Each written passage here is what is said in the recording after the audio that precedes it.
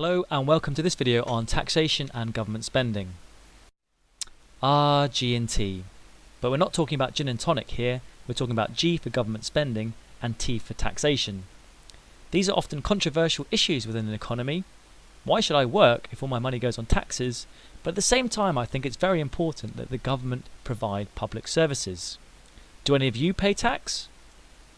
Of course you do. You all pay value added tax or VAT when you buy most things from shops.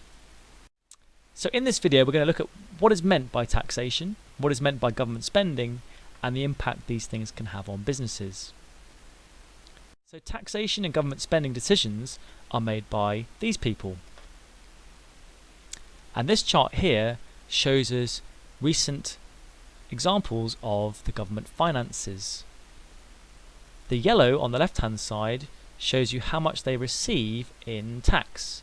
So the government received £648 billion in tax, and then on the right hand side in blue shows you how much they spent. They spent £732 billion. Let's have a look where the tax comes from. Well, we can see a large proportion is from income tax, and then we've got VAT, we've got national insurance contributions, and then some other taxes and things like corporation tax. What do the government spend their money on? Well, things down here called social protection, like pensions and welfare payments. Things here like the NHS. Things here like education. And you can see there's a slight gap between how much they spent and how much they received in this year. The gap here was £84 billion, and they borrow that money from other people, and that is called the government's budget deficit, which you may have heard of in the news. So let's get on and look at what is meant by taxation.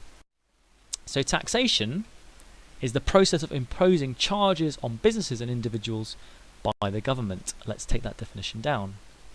If we have a look at the types of taxes the government charge individuals and businesses, this chart shows us the proportion of the percentage of where their tax revenue comes from. So the largest proportion is from income tax, and then we have national insurance, value added tax, corporation tax. Now that is the tax that is charged to businesses' profits, but there are other things like fuel duties, taxes on fuel, business rates that businesses have to pay, stamp duty, tobacco tax, vehicle excise duties, beer and cider duties, inheritance tax, wine duties, customs duty, insurance premium, blah blah blah blah blah, air passenger duty, betting landfill, and so on and so on. So there's a real variety of taxes and charges that the government apply to individuals. We can break them down into two main types of taxation. The first one is direct taxation. Those are taxes that are applied to people's incomes or wealth or profit. It is applied directly, so it is very difficult to avoid it through your choices. So examples would include income tax, national insurance contributions, corporation tax. You have no choice. If you earn a certain amount, you pay income tax. If a business makes profit, it pays corporation tax.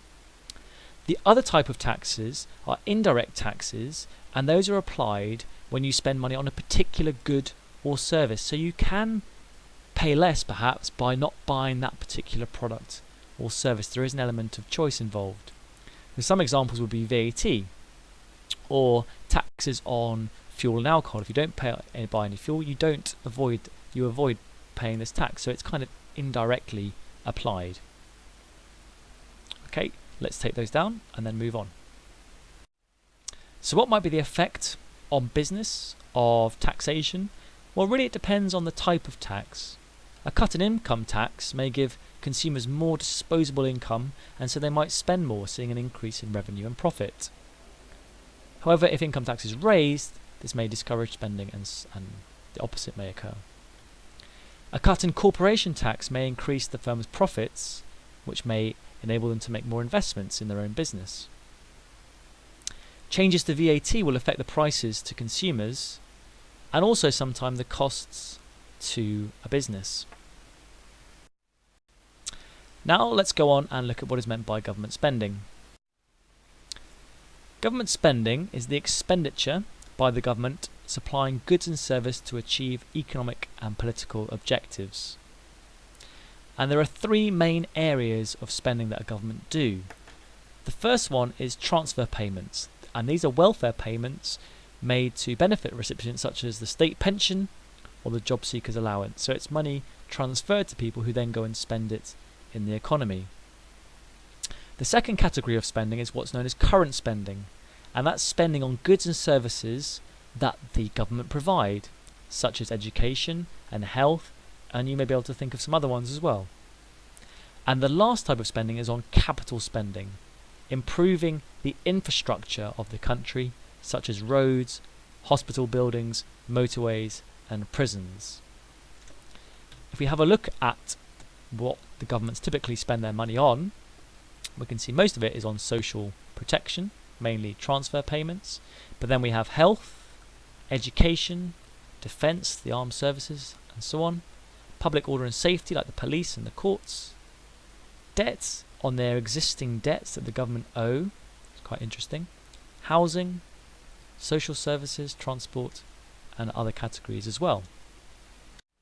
So what's going to be the effect on business of this spending?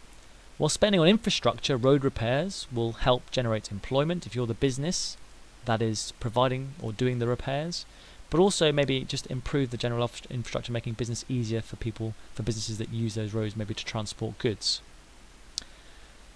Transfer payments will affect the level of disposable income amongst the people who receive that money, and that income may turn into revenue for businesses.